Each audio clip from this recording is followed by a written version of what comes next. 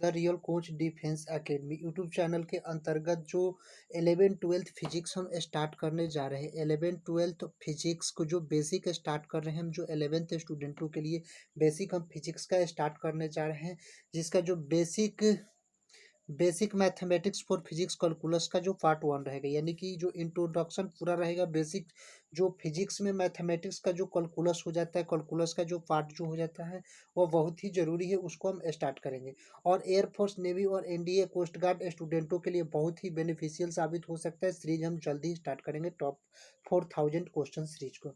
देखिए, फिजिक्स को पढ़ने के लिए मैथमेटिक्स की बहुत ज़रूरी होता है, यानी कि बिना मैथमेटिक्स के हेल्प से हम फिजिक्स नहीं पढ़ सकते हैं। यानी फिजिक्स को पढ़ने के लिए मैथमेटिक्स की बहुत ज़रूरी होती है, और बिना मैथमेटिक्स के हेल्प से हम फिजिक्स को नहीं पढ़ सकते हैं। नहीं नहीं हम फार्मूला तैयार कर सकते हैं, ये जो फार्मूला होता है उसको हम नहीं तैयार कर सकते हैं, और ना ही इनके फिजिक्स का जो न्यूमेरिकल है उसको हम क्वेश्चन को नहीं सॉल्व कर सकते हैं। यानी कि जो फिजिक्स के जो मैथमेटिक्स फार्मूला होते हैं वो बहुत ही ज़रूरी होता है, और बेसिक मैथमेटिक्स फॉर फिजिक्स बहुत ज़रूरी है। यानी कि जो ये बेसिक मैथमेटिक्स, ये जो सीरीज हम चला रहे हैं, basic mathematics for physics calculus, जो पार्ट इसका 1 है। बेसिक मैथमेटिक्स फॉर फिजिक्स बहुत ज़रूरी है। आज हम सीरीज में बहुत इंपॉर्टेंट कंसेप्ट स्टार्ट करने वाला हूँ। Is calculus, that is calculus, यानी कि कैलकुलस के बारे में हम समझेंगे। कैलकुलस के बिना फिजिक्स में कोई काम नहीं चलता। आज बहुत ही इंपॉर्टेंट क्लास होने वाला है कैलकुलस। तो यहाँ पर देखिए, कैलकुलस में होता है कलन। मैथमेटिक्स का बहुत बड़ा ब्रांच है। जो मैथ्स के स्टूडेंट्स हैं वह 11th या 12th क्लास में डिटेल में क्लास इसका करना है। डिटेल में कैलकुलस पढ़ता है, और फिजिक्स में बहुत ही ज़्यादा इसका यूज होता है। किसका? कैलकुलस का। मैं इस क्लास को फिजिक्स के अकॉर्डिंग समझा रहा हूँ। यहाँ पर मैं कैलकुलस इतना नहीं पढ़ाऊँगा कि बहुत ही डिफ़िकल्ट हो जाए, या मैथमेटिक्स के हिसाब से हो जाए। आपको मैं इसको पढ़ा रहा हूँ फिजिक्स के ध्यान में रखकर। मतलब होता है कि कलन। कैलकुलस का मतलब कलन होता है। सबसे पहले इसको न्यूटन ने खोज किया। न्यूटन ने सबसे पहले कैलकुलस की खोज की। जनरली हम लोगों के दिमाग में न्यूटन को भौतिकी वैज्ञानिक के रूप में मानते हैं, यानी कि हमारे दिमाग में जनरली जो न्यूटन है, जो सर आइजक न्यूटन नाम से जाने जाते हैं वैज्ञानिक, इसको हम जनरली हम लोग के दिमाग में न्यूटन को भौतिकी वैज्ञानिक के रूप में मानते हैं। लेकिन basically Newton is a mathematician, यानी कि जो न्यूटन है वो गणितज्ञ वैज्ञानिक है। क्योंकि जो भी भौतिकी वैज्ञानिक होते हैं वो गणितज्ञ वैज्ञानिक भी होते हैं। क्लियर? बेसिकली न्यूटन की इज मैथमेटिशियन। न्यूटन ने कैलकुलस यानी कि कलन को सबसे पहले इसको समझाया। न्यूटन के इसकी कैलकुलस यानी कि कलन के गणनाओं में असुविधा होती थी। बीजगणितीय यानी कि अलजाब्रा के हेल्प से जब गणना करते थे, तब एन पदों को गणना करते थे, या बहुत बड़े बड़े से बड़े पदों की गणना करते थे, तब उनको बहुत ही हमको क्या हुई? परेशानियां हुई। ये जो बेसिक जो हम आपको फिजिक्स के बारे में, कैलकुलस के बारे में बताते हैं, क्योंकि न्यूटन, सर आइजक न्यूटन ने सबसे पहले बताया कि न्यूटन को फिजिक्स की कैलकुलस के कलन, यानी कि जो कैलकुलस का अर्थ होता है कलन की गणनाओं में असुविधा होती थी। बीजगणितीय अलजाब्रा के हेल्प से जब गणना करते थे, तब एन पदों को गणना करते थे, या बहुत बड़े बड़े पदों को गणना करते थे, तब बहुत ही परेशानियां होती थी। इसलिए न्यूटन ने कैलकुलस बनाया, और कैलकुलस की सहायता से कैलकुलेशन को इजी किया। यानी कि जो कैलकुलस होता है, इसका जो अर्थ होता है कैलकुलेशन। क्या होता है? कैलकुलेशन। और इस कैलकुलेशन के बारे में सबसे पहले न्यूटन ने कैलकुलस को बनाया, और उसको कैलकुलेशन की सहायता को, यानी कैलकुलेशन के करने में बहुत ही इजी कर दिया। का मतलब होता है कि कलन होता है, और सबसे पहले इसको न्यूटन ने इसको प्रतिपादित किया और इसको समझाया कि कैलकुलस का मतलब होता है कि कलन, जो हमको अलजेब्रिक फंक्शन द्वारा इसको हम बेसिकली जोड़ सकते हैं। अवकलन को कैलकुलस को दो भागों में बांटा गया है। कलन को सबसे फर्स्ट होता है अवकलन, यानी कि इसके इंग्लिश में डिफरेंशिएशन कहा जाता है, और इसको सेकेंड होता है, देखिए, सेकेंड होता है प्लस का मतलब कलन, और जो ये फर्स्ट होता है क्या हो जाता है अवकलन यानी कि डिफरेंशिएशन, और सेकंड होता जाता है समाकलन। समाकलन का जो इंग्लिश होता है वो क्या होता है इंटीग्रेशन होता है। क्लियर है। तो समाकलन का जो इंग्लिश होता है वो इंटीग्रेशन। देखिए अवकलन, अवकलन का मतलब ही होता है कि इसको घटाना होता है। अवकलन का मतलब क्या हो जाता है घटाना। और समाकलन का, तो समाकलन का मतलब होता है जोड़ना यानी कि सम। समाकलन का मतलब सम होता है।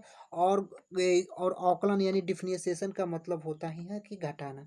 तो अब हम देखिए सबसे पहले इसको क्या करे थे कि डिफरेंशिएशन जो अवकलन होता है उसको डी वाई अपॉन का डी एक्स द्वारा सूचित किया जाता है। किसके द्वारा सूचित किया जाता है डी वाई अपॉन का डी एक्स द्वारा सूचित किया जाता है। बेसिक जो फिजिक्स स्टूडेंट है उनको हम बेसिकली अनुसार हम बताइए, क्योंकि फिजिक्स के जो स्टूडेंट होते हैं उसमें फिजिक्स और बायोलॉजी के स्टूडेंट होते हैं। तो बेसिकली हम बायोलॉजी के स्टूडेंट और फिजिक्स के स्टूडेंट को मैथमेटिक्स हम नहीं पढ़ाएंगे, क्योंकि ये पूरा जो बेसिक जो कंसेप्ट ऑफ फिजिक्स है होता है, जो फार्मूला होता है वह बेसिक हम कह मैथमेटिक्स स्टूडेंटों के लिए हम नहीं है, क्योंकि ये मैथ फिजिक्स और बायोलॉजी के भी स्टूडेंट है। बेसिकली हम बहुत ही ऊपर मैथमेटिक्स के लेवल तक नहीं ले जाएगी, क्योंकि जो बायोलॉजी स्टूडेंट है उसके लिए बर्डन हो जाएगा। तो D Y upon D X यानी कि हमको बायोलॉजी के स्टूडेंट को देखते हुए इसको पूरा वो क्वेश्चन करना है। तो इसको जो डिफरेंशिएशन होता है अवकलन को D Y upon D X द्वारा सूचित किया जाता है। और देखिए इसको x क्या हो जाता है, अगर x y जो ये y है y का x के सापेक्ष अवकलन कराना पर, यानी जो y है उसको x के सापेक्ष अवकलन यानी कि y जो यहाँ पर है वह x के सापेक्ष अवकलन यानी कि x के सापेक्ष को घटाना होता है। तो ये अवकलन का मतलब होता है क्या होता है घटाना। तो y का x के सापेक्ष क्या हो जाता है घटाना पड़ता है। तो D Y upon D X हो जाती है, यानी कि y का जो मतलब हो जाता है y बराबर फंक्शन ऑफ x, फाई बराबर फंक्शन ऑफ एक्स, वाई बराबर फंक्शन ऑफ एक्स। ये जो वाई का मतलब हो जाता है एक्स के सापेक्ष, तो वाई बराबर फंक्शन ऑफ एक्स के सापेक्ष हो जाता है। तो इसको D Y upon D X द्वारा सूचित किया जाता है। अब वहीं आ जाते हैं हम समाकलन यानी कि इंटीग्रेशन पर, एक एक कर हम आपको सारे कंसेप्ट को हम क्लियर करेंगे। तो देखिए इंटीग्रेशन को एस द्वारा सूचित किया जाता है, इंटीग्रेशन को इसको एस के चिन्ह द्वारा सूचित किया जाता है। यहाँ पर देखिए एस का मतलब होता है सम, या बेसिकली तरीके से हम जानते हैं कि इंटीग्रेशन को जो हाथी का एक सूंड होता है उसके तरह होता है। इसको हम इस तरह से भी हम सूचित किए जाते हैं। इसको डायरेक्टली आई का मतलब हो जाता है integration, integration Y D X हो जाता है। इंटीग्रेशन के अंदर वाई और डी एक्स हो जाता है। बेसिकली हमको पता हो गया कि डिफरेंशिएशन का मतलब होता है कि घटाना, यानी कि अवकलन को क्या करना है घटाना। और इंटीग्रेशन यानी समाकलन का अर्थ हो जाता है इंटीग्रेशन, यानी अलजेब्रिक हम फंक्शन के बात करते हैं, यानी कि अलजेब्रिक जो फंक्शन होता है जो बीजगणितीय के रूप में होता है, तो जो कि अवकलन को बीजगणितीय के रूप में ही सबसे पहले न्यूटन ने लिया, लेकिन बाद में जो कलन होता है उनको बीजगणितीय के रूप में बहुत ही इन पदों के योगफल के रूप में लाना बहुत ही कठिन हुआ। तब कैलकुलस को सबसे पहले सर आइजैक न्यूटन ने बताया कि अवकलन जो होता है डिफरेंशिएशन डायरेक्टली जो अलजेब्रिक फंक्शन के ही तरफ कार्य करता है। डायरेक्टली जो डिफरेंशिएशन होता है, डिफरेंशिएशन का मतलब घटाना होता है और इंटीग्रेशन का मतलब क्या हो जाता है जोड़ना होता है। क्लियर है। अब हम चलते हैं कुछ हम एग्जाम्पल वाले क्वेश्चन पर, हम फार्मूला कुछ देखकर उसके बाद हम इसको कुछ क्वेश्चन हम कर लेते हैं, लिख देते हैं। सॉरी, देखिए एक और हम फार्मूला को लिख देते हैं अवकलन, और एक और हम लिख देते हैं समाकलन। क्लियर। अब देखिए फर्स्ट जो फार्मूला होता है अवकलन का डी एक्स के पावर एन अपॉन का डी एक्स हो जाता है। तो इसका जो फार्मूला होता है एन इंटू एक्स के पावर एन माइनस का वन हो जाता है। उसी तरह इंटीग्रेशन में फार्मूला होता है एक्स के power N D X equal to X के पावर एन प्लस का वन अपॉन एन प्लस का वन होता है, और प्लस का सी हो जाता है। सी का मतलब कॉन्सोनेंट।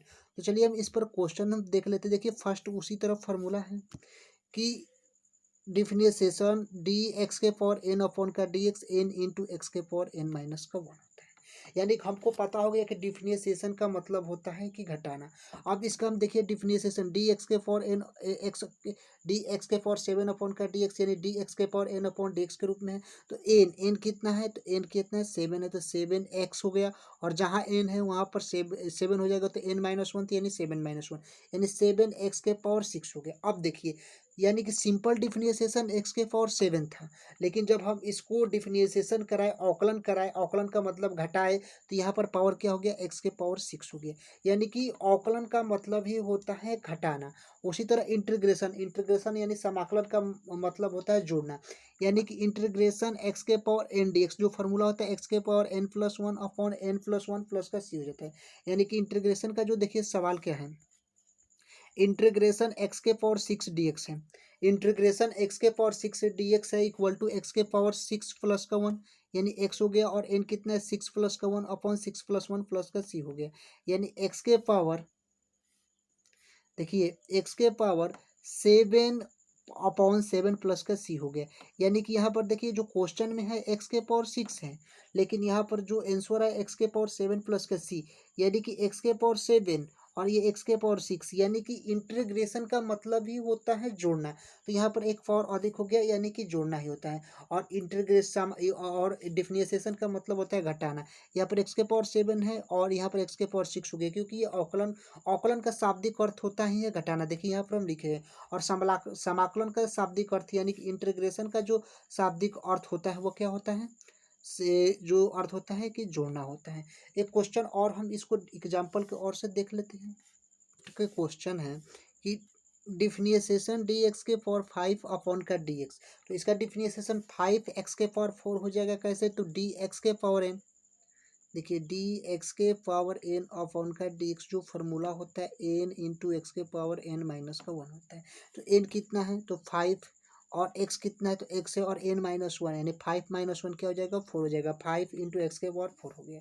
उसी तरह हम इंटीग्रेशन को 5 इंटू एक्स के पावर 4 डी एक्स का हम इंटीग्रेशन निकालते हैं। तो 5 जो एक कॉन्सोनेंट टर्म है, तो इसको आगे हम कर देते हैं। और एक्स के पावर एन डी एक्स का फार्मूला होता है, देखिए यहाँ पर एक्स के पावर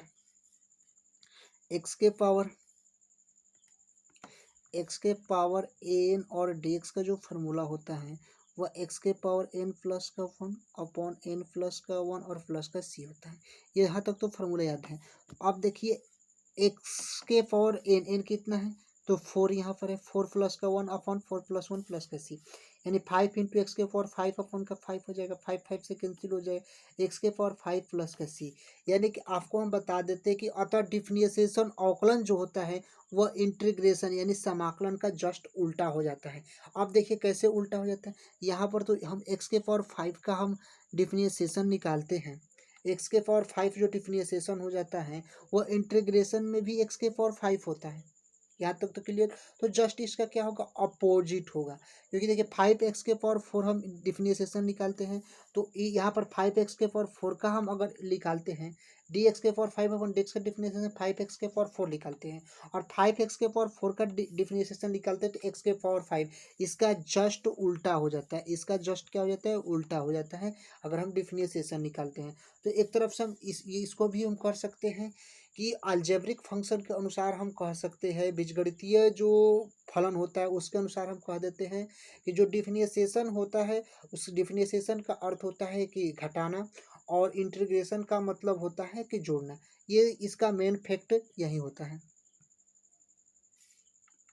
देखिए बेसिकली हम ट्वेल्थ स्टूडेंटों को, ट्वेल्थ जो फिजिक्स लिए हैं स्टूडेंटों को, या वो बायोलॉजी लिए हैं, लेकिन फिजिक्स तो बायोलॉजी हो या इसके, उस स्टूडेंटों के लिए हम बेसिक से 11th का जो न्यू है उसको बेसिक से हम स्टार्ट करने जा रहे हैं। ये जो चैप्टर नंबर 0 है, क्योंकि basic concept of physics mathematics formula के अनुसार हम ले सकते हैं। बी बिना ये जो इम्पोर्टेंट जो फार्मूला है इसके अनुसार हम फिजिक्स को, जो 11th हो या 12th हो, उसके लिए कैलकुलस जब तक नहीं आएगा तब तक आपको फिजिक्स में बहुत ही प्रॉब्लम होगी। चलिए अब फार्मूला चलते हैं अवकलन यानी डिफरेंशिएशन का फार्मूला, और एक तरफ समाकलन यानी कि इंटीग्रेशन का फार्मूला है। फर्स्ट फार्मूला होता है डी एक्स के पावर एन अपॉन का D X, N into X के पावर एन माइनस का वन हो जाता है। और इंटीग्रेशन का फर्स्ट फार्मूला होता है एक्स के power N D X equal to X के power N plus one upon N plus one plus का सी हो जाता है, जहाँ पर सी समाकलन नियतांक कहलाता है, जो इंटीग्रेशन कॉन्सोनेंट कहलाता है। सेकेंड होता है डी एक्स के पावर डी एक्स अपॉन का डी एक्स, यानी कि देखिए डी एक्स अपॉन का डी एक्स इसको कैंसिल नहीं किया जाता है, क्योंकि डी एक्स के पावर वन होगा तो डायरेक्टली इसका वन हो जाएगा, इसका डिफरेंशिएशन होता है। आप देखिए थर्ड नंबर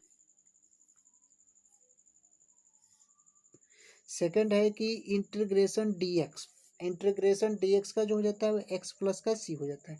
इंटीग्रेशन डीएक्स का जो इंटीग्रेशन हो जाता है वो एक्स प्लस का सी हो जाता है।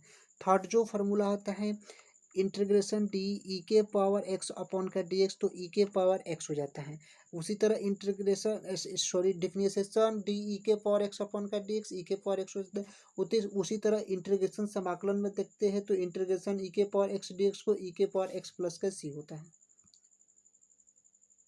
देखिए फोर्थ नंबर पर डी लॉग एक्स अपॉन का डी एक्स, वन अपॉन का एक्स होता है, डी लॉग एक्स अपॉन का डी एक्स, यानी कि डी लॉग एक्स अपॉन का डी एक्स का जो फार्मूला होता है डी लॉग एक्स अपॉन का डी एक्स का फार्मूला वन अपॉन का एक्स हो जाता है। उसी तरह five number formula D integration one upon X D x, integration one upon D X का जो फार्मूला होता है लॉग एक्स प्लस का सी, यानी कि जो इसका फार्मूला होता है लॉग एक्स और प्लस का C, integration one upon X D X का जो फार्मूला हो जाता है इंटीग्रेशन का लॉग एक्स प्लस के सी। ये बहुत ही मोस्ट इंपॉर्टेंट फार्मूला है जो फिजिक्स के न्यूमेरिकल कराएगी या फिजिक्स के कॉन्सेप्ट हो 11th या 12th स्टूडेंटों के लिए बहुत ही बेनिफिशियल साबित हो सकते हैं। ये सारे फार्मूला आपको क्या करना है, याद कर लेना है। चलते हैं नेक्स्ट फार्मूले की ओर। देखिए नेक्स्ट फार्मूला 5 नंबर कि डी कॉन्सोनेंट अपॉन का D X equal to zero, यानी कि अगर हम डिफरेंशिएशन निकालते हैं कॉन्सोनेंट यानी कि जो अचर पद हो जाता है उसका डिफरेंशिएशन यानी कि नियतांक हो जाता है उसका कभी भी डिफरेंशिएशन जीरो हो जाता है। यानी कि एग्जाम्पल पर इसका हम देख लेते हैं क्वेश्चन, एक एग्जाम्पल इस पर। तो एग्जाम्पल है कि डिफरेंशिएशन डी 1540 अपॉन का डी एक्स, तो जो इसका डिफरेंशिएशन होगा यानी अचर पद है तो इसका डिफरेंशिएशन हमेशा जीरो होता है। एक और हम देख लेते हैं कि डी 1723, या इसका डिफरेंशिएशन हो जाएगा डी 1723 अपन का डी एक्स, इसका भी डिफरेंशिएशन जीरो हो जाएगा। या डिफरेंशिएशन 100 का अगर डिफरेंशिएशन कराएंगे तो इसका भी जीरो, यानी अचर पद का डिफरेंशिएशन हमेशा ही जीरो हो जाता है। और हम देख लेते हैं इसी में इंटीग्रेशन का, इंटीग्रेशन कॉन्सोनेट डीएक्स हो जाता है तो कॉन्सोनेट एक्स प्लस का सी हो जाता है। अगर इंटीग्रेशन कॉन्सोनेट डीएक्स के इंटीग्रेशन कराते हैं तो कॉन्सोनेट एक्स प्लस का सी इसका राइट आंसर हो जाता है। तो ये जो सारे अभी फार्मूला हम कराए ये बीजगणितीय सूत्र मैंने बीजगणितीय फार्मूला कराए, अलजेब्रिक जो फंक्शन हो जाता है जो अलजबरा के जो फंक्शन हो जाते हैं ये हम सारे फार्मूला इंटीग्रेशन में करें। अब हम कराएंगे त्रिकोणमिति जो फार्मूला हो जाता है, जो त्रिकोणमिति के जो फार्मूला होते हैं आगे हम इसको हम कराएंगे। ये जो फिजिक्स और मैथ्स के लिए बहुत ही इम्पोर्टेंट है।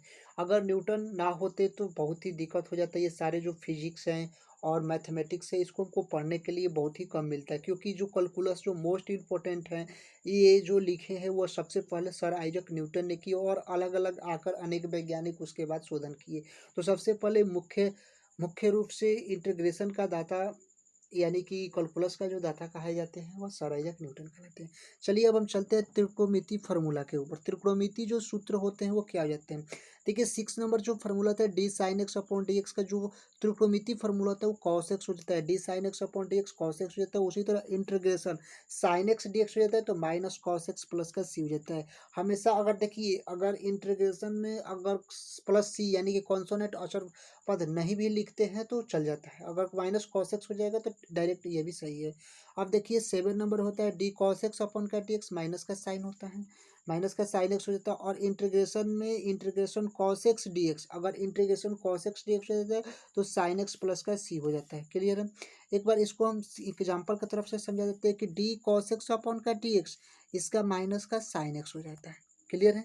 डिफरेंशिएशन, लेकिन इंटीग्रेशन cos x कराएंगे तो प्लस का साइन x हो जाता है। तो डायरेक्टली आपको पता होगा कि अवकलन डिफरेंशिएशन का क्या होता है, जस्ट अपोजिट हो जाता है, यानी कि क्या होता है, उल्टा होता है।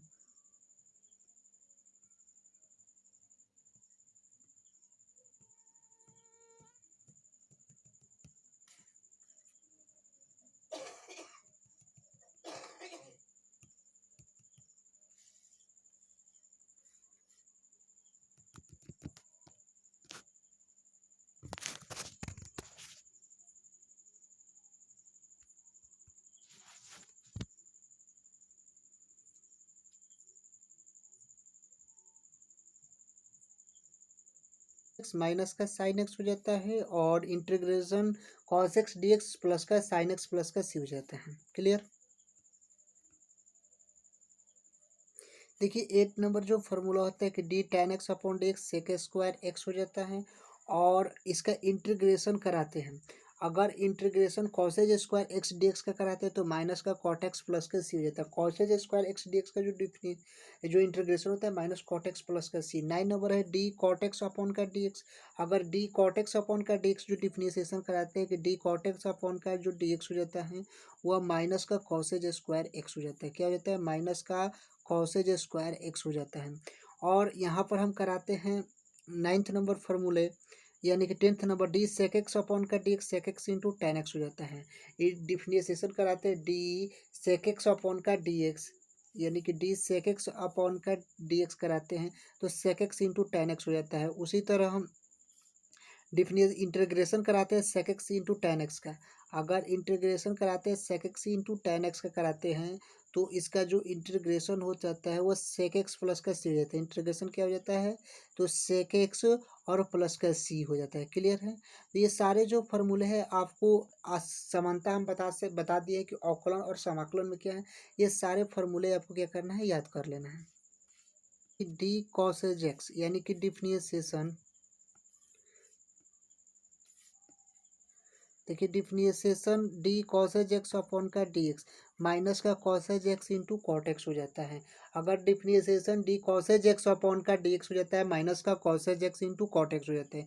उसी तरह डिफरेंशिएशन निकालते हैं तब integration cosec X into cot X किसके बराबर हो जाता है। अगर integration cosec X into cot X minus का कॉसेज एक्स प्लस सी का बराबर हो जाता है, किसके बराबर होता है, माइनस का कॉसेज एक्स और प्लस का सी के इक्वल हो जाता है। क्लियर है।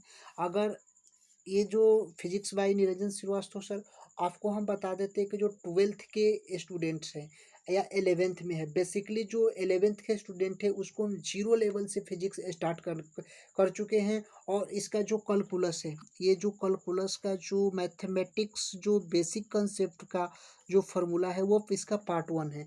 पार्ट 1 हो चुका, ये वाला है। पार्ट 2 और पार्ट 3 दो और वीडियो आएगी कैलकुलस के ऊपर जो बेसिकली फिजिक्स के लिए है।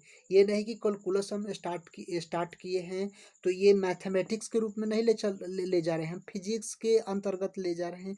तो इसका 2 पार्ट है, क्योंकि ये एक जो कैलकुलस 11th और 12th स्टूडेंटों के लिए बहुत बड़ा ब्रांच होता है, तो वो हम स्टार्ट नहीं किए। हम बायोलॉजी स्टूडेंट और फिजिक्स के स्टूडेंटों के पढ़ाने के लिए जो कैलकुलस है उसका कुछ हम मैथमेटिक्स लैंग्वेज में, यानी कि न्यूमेरिकल बनाने के लिए जो यूज किए जाते हैं उनके लिए हम कंसेप्ट और क्वेश्चन एक साथ हम लाए हैं, और न्यूमेरिकल के लिए बहुत ही बेनिफिशियल साबित हो सकता है ये जो बेसिक फार्मूला होता है।